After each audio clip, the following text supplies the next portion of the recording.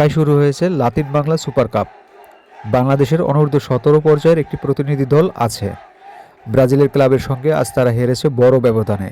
তবে মাঠের একটি কোণায় দেখা গেল ভিন্ন দৃশ্য। ব্রাজিলের ওই খেলোয়াড়েরা মাঠের একটি কোণায় এসে দর্শকদের সামনে হাজির হন। সেখানে স্লোগান ওঠে।